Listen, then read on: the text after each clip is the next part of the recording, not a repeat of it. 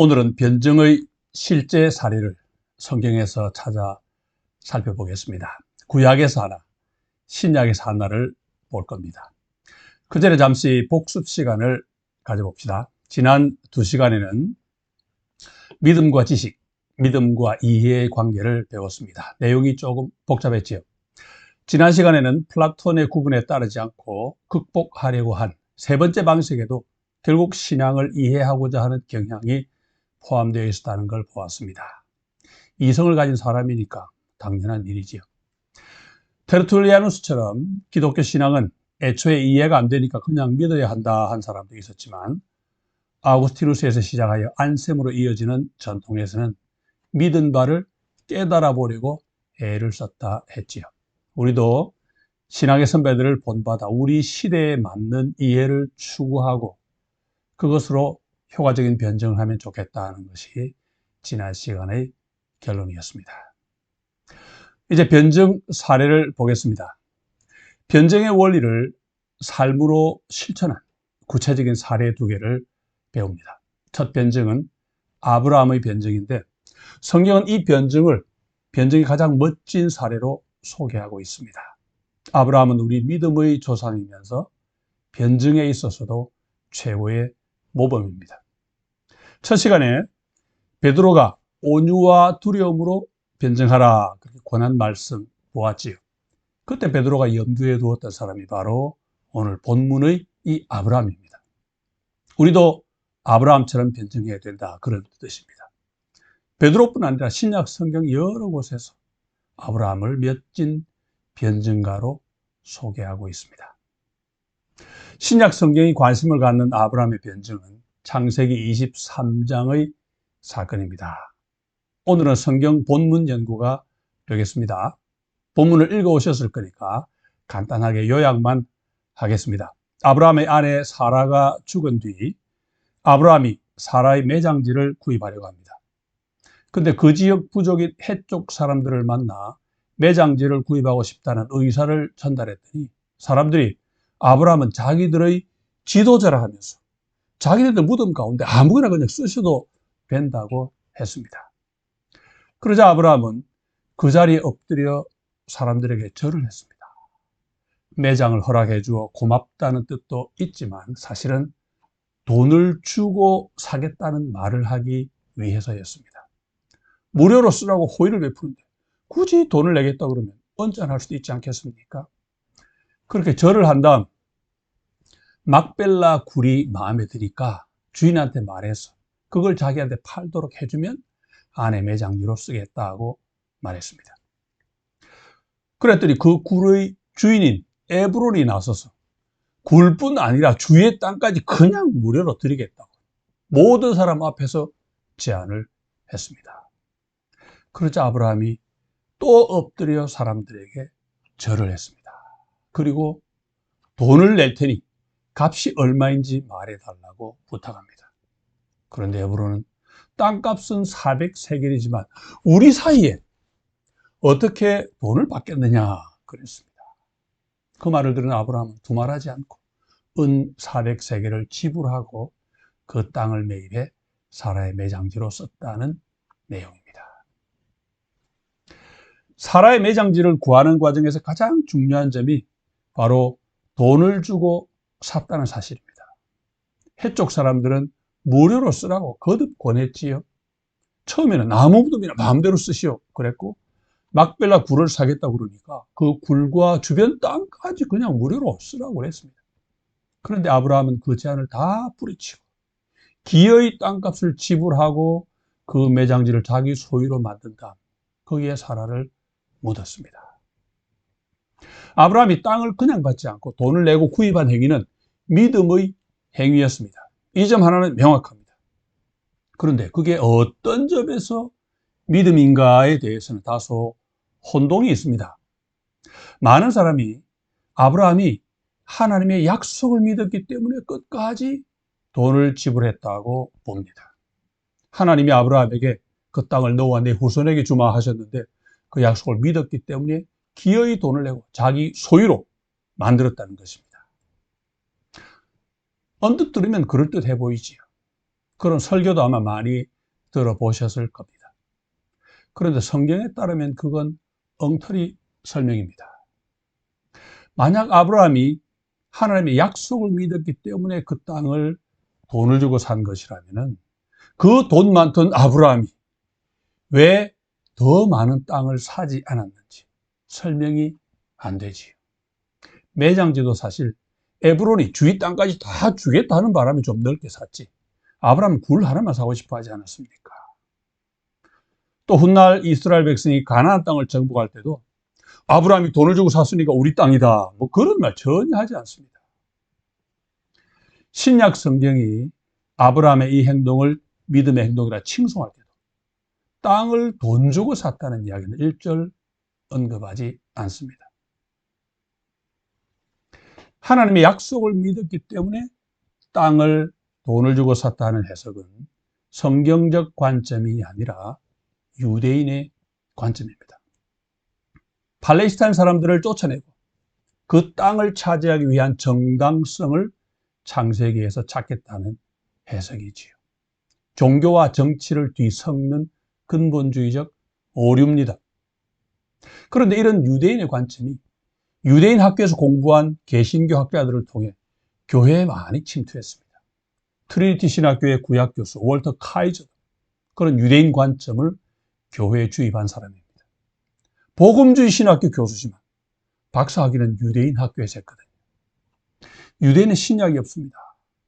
하나님의 언약이 그리스도를 통해 성취된다는 걸 거부하고 팔레스타인 땅에 대한 약속이라고 오늘까지 우기고 있습니다. 아브라함이 그 땅을 기어이 돈을 주고 산 이유는 땅을 구입해 주인이 되기 위해서가 아니라 자기가 나그네임을 명확하게 보여주기 위해서였습니다. 유대인의 관점과 정반대죠. 이게 바로 성경적 관점입니다. 신약 성경이 칭송하는 아브라함의 변증은 딱 하나입니다. 자기가 나그네라고 말한 점입니다. 히브리서 11장 13, 14절이 잘 말씀하지요. 이 사람들은 다 믿음을 따라 죽었으며 약속을 받지 못하였으되 그것들을 멀리서 보고 환영하며 또 땅에서는 외국인과 나그네임을 증명하였으니 그들이 이같이 말하는 것은 자기들이 본향 찾는 자임을 나타냅니다. 아브라함이 왜 나그네가 되었습니까? 하나님이 고향을 떠나라고 명령하셨거든요.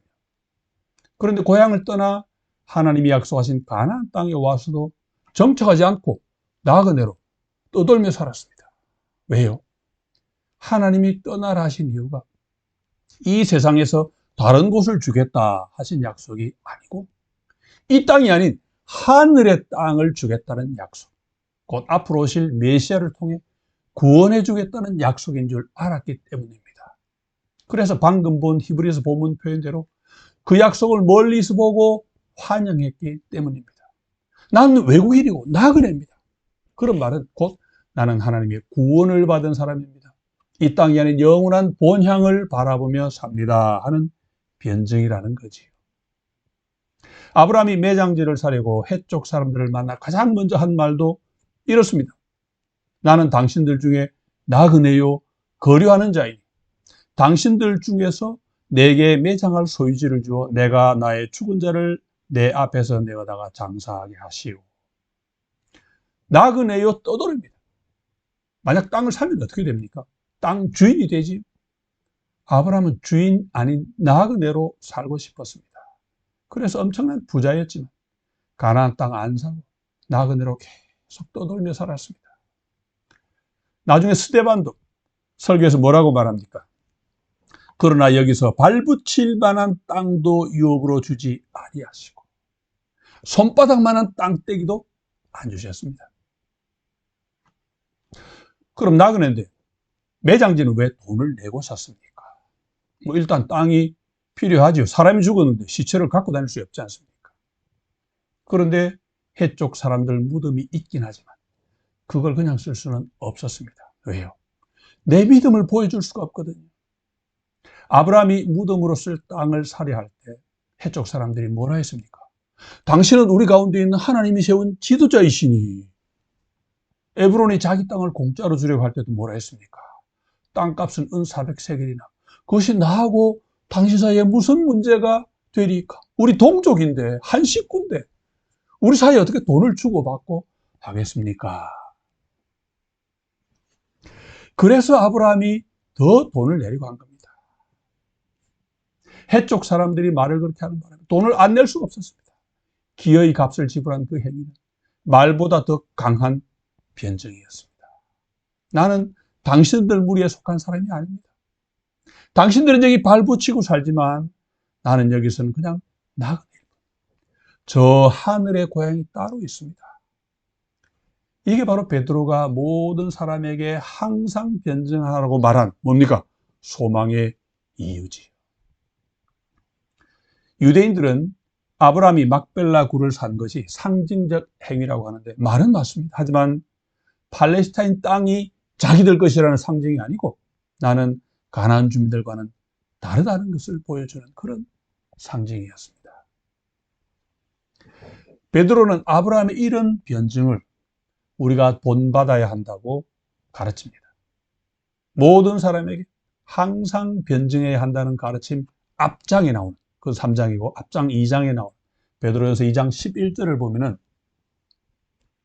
사랑하는 자들아 거류민과 나그네 같은 너희를 권하노니 영혼을 거슬러 싸우는 육체의 정욕을 제어하라 하는 말씀이 나옵니다. 여기서 거류민과 나그네라는 문구는 아브라함이 사용한 나그네요 거류하는 자라는 말과 원문이 똑같습니다.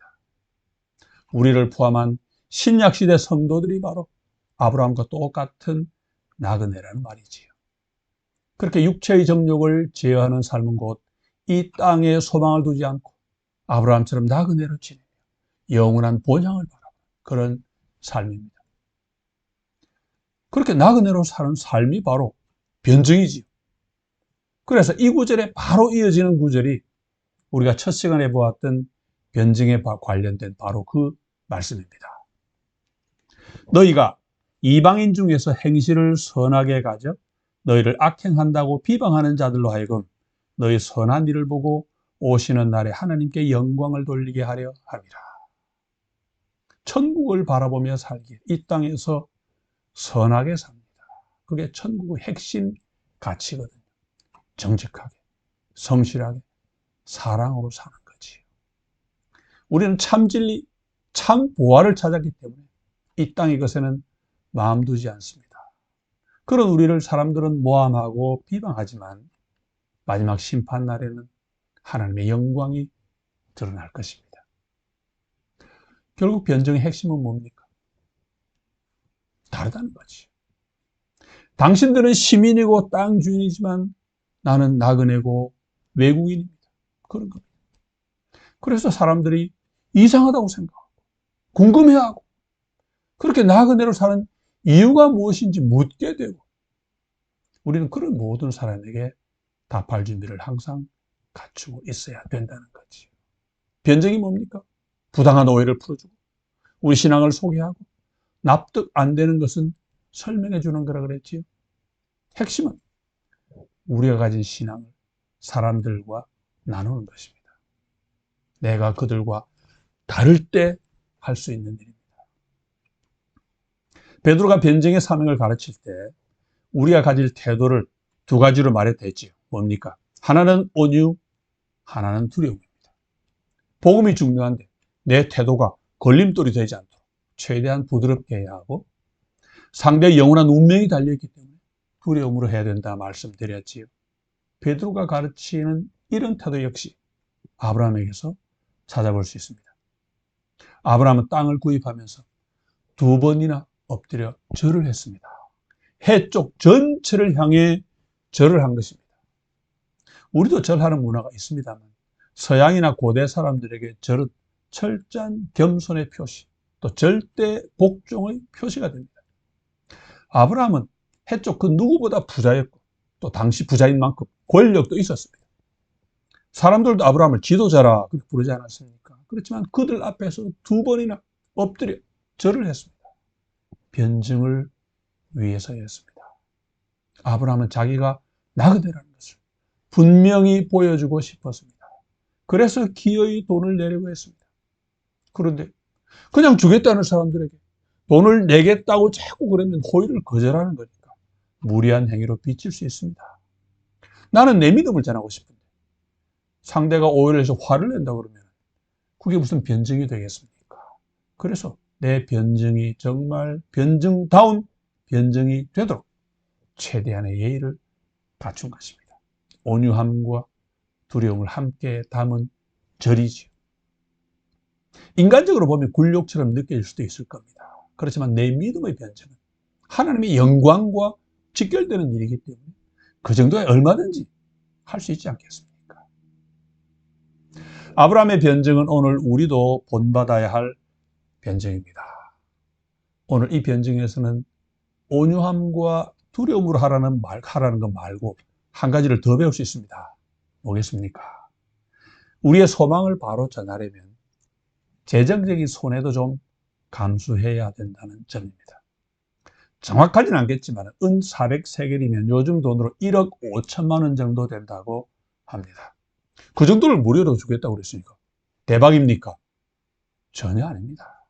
아브라함에게는 그 돈보다 자기가 가진 소망을 전하는 일이 더 중요했습니다. 아브라함이 그렇게 변증을 잘했더니 하나님이 어떻게 하셨습니까? 히브리서 11장 16절입니다. 그들이 이제는 더 나은 본향을 사모하니 곧 하늘에 있는 것이라.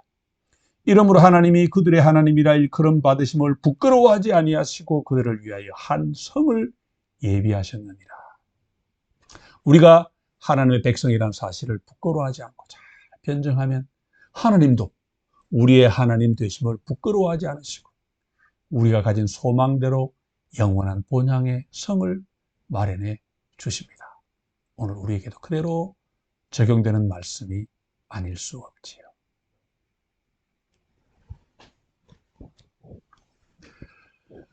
자, 오늘 두 번째로 살필 변증은 사도 바울의 변증입니다. 사도행전 17장 16절부터 34절까지에 나오는 내용인데 바울이 고대 그리스의 중심 도시 아테네에서 당시 철학자들을 상대로 기독교 복음을 변증한 일입니다. 아브라함의 변증이 내가 가진 복음을 나눈 이 둘째 과제와 통한다면 바울의 변증은 그 복음을 말로 자세히 설명해 주는 세 번째 과제의 좋은 본입니다. 대부분의 변증학 교과서가 바울의 이 설교를 변증의 전형으로 모델로 소개하고 있습니다. 이 본문도 읽지 않고 간단히 요약만 하겠습니다. 바울은 제2차 전도 여행 기간에 아테네를 방문했습니다. 일행은 베레아에 두고 혼자 갔는데 아테네에 들어가자마자 거룩한 분노를 느꼈습니다. 왜요? 온 도시가 우상천지였습니다. 고대 그리스 신화에 나오는 온갖 신들을 위한 제단이 도시 곳곳에 있고 그걸로도 모자라 알지 못하는 신에게, 즉 모르는 신에게 바치는 제단마저 있었습니다. 그래서 의로운 분노를 느낀 바울은 사람들을 만나는 대로 예수 그리스도와 그분의 부활을 전했습니다. 처음 아테네 사람들은 바울이 새 신들을 소개하는 줄 알았습니다.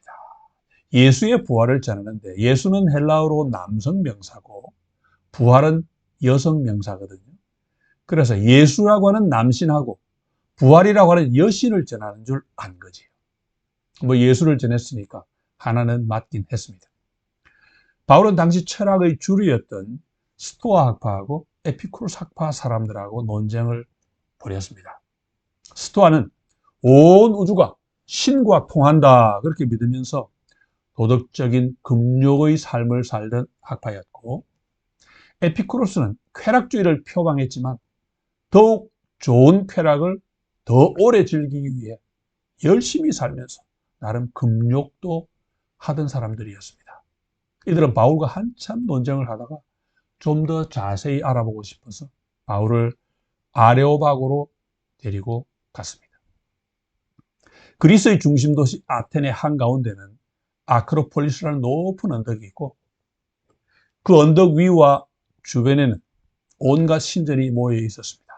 가장 높이 있는 저게 그 유명한 파르테논입니다. 그런데 그 언덕 가까운 곳에 사진에는 안 보입니다. 넓고 평평한 바위가 하나 있었는데 사람들은 그 바위를 아레오바고라 불렀습니다. 이게 아레오바고 바위입니다.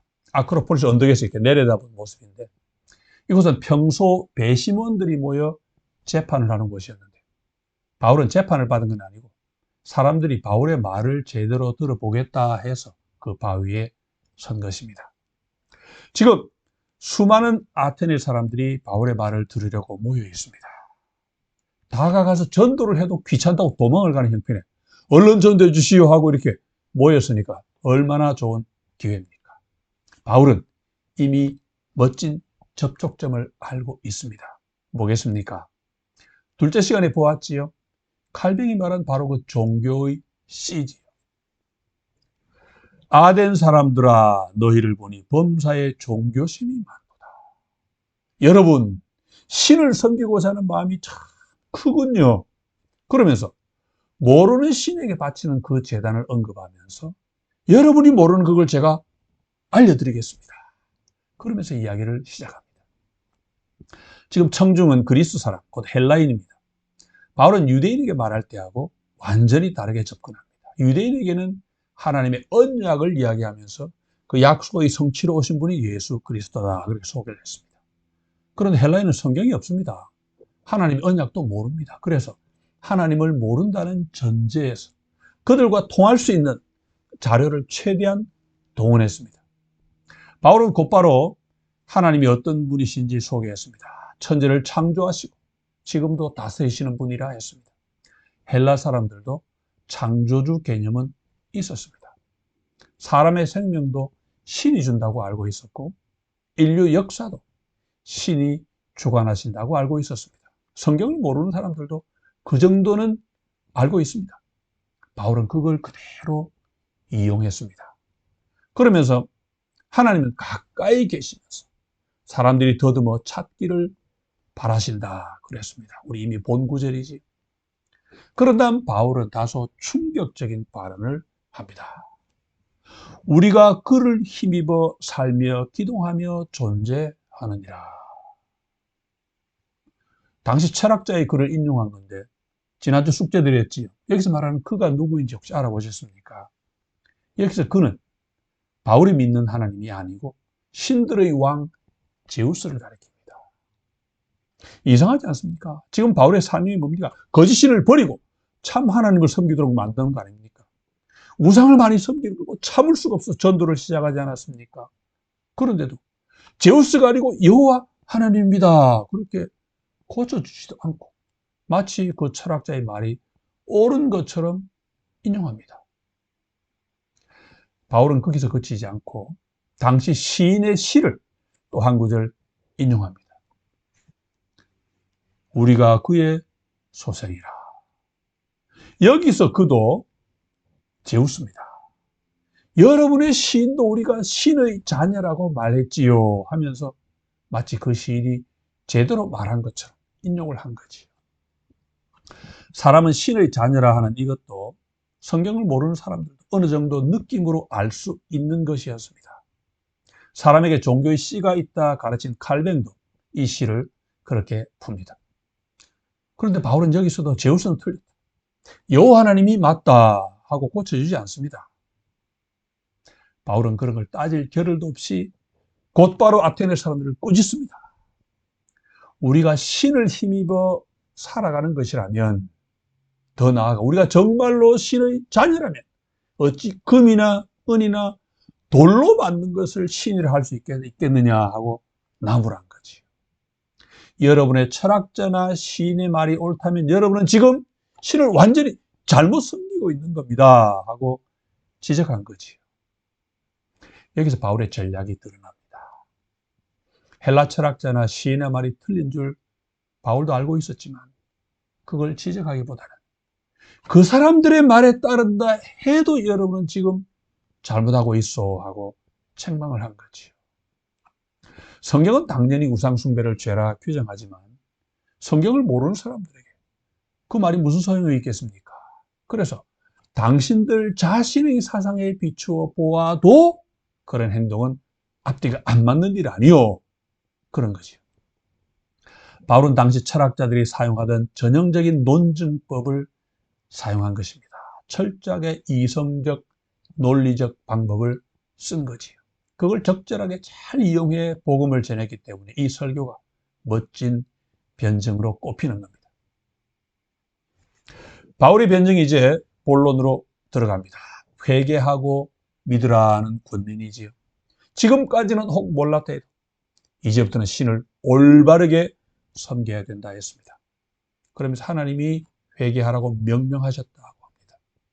하나님이 곧 공의의 심판을 행하실 것이라 했습니다. 헬라 사람들이 알고 있던 신과는 다른 참 하나님을 그렇게 드디어 소개한 것입니다. 그 신이 제우스가 맞다 아니다 따질 필요도 없지요. 그리고는 곧바로 예수 그리스도를 소개합니다. 하나님이 공의의 심판을 직접 담당하실 분을 정해두셨는데 그분이 바로 죽은 자들 가운데서 살아나신 바로 그분이라고 전한 것이지요. 그러면서 하나님이 부활이라는 확실한 증거를 주셨기 때문에 이제는 모두가 그분을 믿어야 한다고 마무리를 지었습니다. 바로 그때 장내가 소란해졌습니다. 지금까지는 잘 들었는데 부활 이야기를 하니까 하나님이 정하신 심판자가 죽었다가 다시 살아나신 분이라 그러니까 말도 안 되는 소리 하지 마라. 사람들이 조롱하기 시작했습니다. 그렇지만 바울은 하나님의 심판도 말하고 예수 그리스도의 부활도 말했으니 전할 것은 이미 다 전했습니다. 바울은 어쩌면 부활 이야기를 하면 사람들이 소란을 일으킬 수 있다는 것을 예상하고 부활을 마지막에 말했는지도 모릅니다. 뭐 그랬다면 아주 치밀하게 준비한 변증이라고 할 수 있겠지요. 어쨌든 헬라 사람들이 볼 때 말도 안 되는 부활을 전했는데 좀 더 들어봐야 되겠다 하는 사람도 있었고 놀랍게도 바울의 말을 듣고 예수를 믿게 된 사람들도 있었습니다. 바울이 아레오바고에서 한 이 설교, 불신자들에게 복음을 변증하는 이 멋진 보기를 소크라테스가 받은 재판과 비교하는 사람이 많습니다. 소크라테스는 고대 그리스의 위대한 철학자로 지난 시간에 언급한 플라톤의 스승이었는데 말년에 신을 모독하고 청년들을 타락시킨다는 죄목으로 재판을 받았습니다. 제자 플라톤이 쓴 유명한 대화편 소크라테스의 변명에 보면 소크라테스가 배심원들에게 한 긴 연설이 나옵니다. 말 그대로 자기는 잘못이 없다는 내용을 담은 변명입니다. 소크라테스 당시 사법부 곧 배심원들이 아레오바고 근처에서 모였기 때문에 사법부를 그 당시엔 또 아레오바고라고 불렀습니다. 그런데 소크라테스가 그 사법부에서 자신을 변호하는 연설을 했고 500년 뒤 바울이 같은 이름의 바위에서 설교를 했으니 두 사람은 결국 같은 자리에서 똑같이 변명 또는 변증의 연설을 한 셈입니다. 새 신을 도입하려 한다는 오해도 두 사람이 다 같이 받았습니다. 오해를 풀면서 청중을 꾸짖은 점도 두 사람이 비슷합니다. 바울은 어떻게 느꼈는지 모르겠지만 그걸 기록한 누가는 바울의 변증을 소크라테스의 변명과 비슷하게 그리고 있습니다. 그렇지만 중요한 차이가 하나 있습니다. 소크라테스는 자신을 살리기 위해 하지 않을 수 없는 연설을 했지만 바울이 한 설교는 자신의 안위와는 아무 상관도 없는 것이었고 그래서 안 해도 될 그런 설교였다 하는 차이입니다. 저는 이 점이 우리가 할 변증에 시사해 주는 점이 크다고 봅니다. 우리가 하는 변증은 우리의 믿음을 사람들과 나누는 일이라 했습니다. 첫 과제가 부당한 오해를 해명하는 일이라고 그랬지요. 그런데 우리는 우리 자신이 받는 오해는 해명할 필요가 없습니다. 우리가 좀 억울하면 어떻습니까? 교회가 사회적으로 손해 좀 본다고 그게 그렇게 억울합니까? 우리 주님은 억울한 고난에다가 가장 억울한 죽음까지 죽어주시지 않았습니까? 우리의 관심은 주님의 복음에 있어야 하고 우리 주님의 영광에 있어야 됩니다. 자신이나 가문의 체면을 따지는 유교에 따라 살지 말고 나는 욕먹고 밟히고 죽어도 복음은 온전하게 사람들에게 전파되어야 한다는 성경적 사고에 따라 살아야 됩니다. 소크라테스도 위대하지만 나 자신을 변호하는 일보다는 주님의 영광을 드러내는 일이 언제나 우리의 첫째 관심이 되어야 되지 않겠습니까?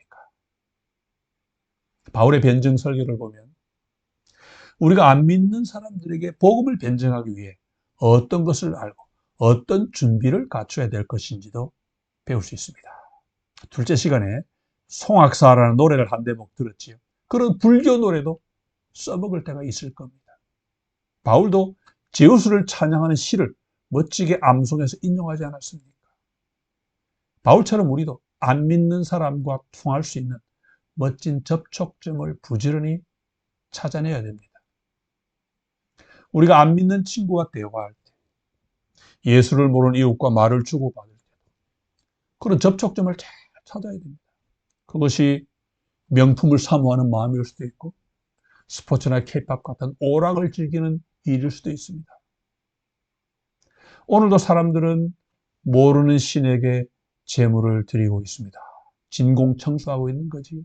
그게 무엇이든 대화의 물꼬를 트고, 그래서 상대의 마음 깊은, 아주 깊은 곳까지 내려가 볼 수 있는 것이라면 복음 전도와 변증을 위해 정말 귀한 자료가 될 것입니다.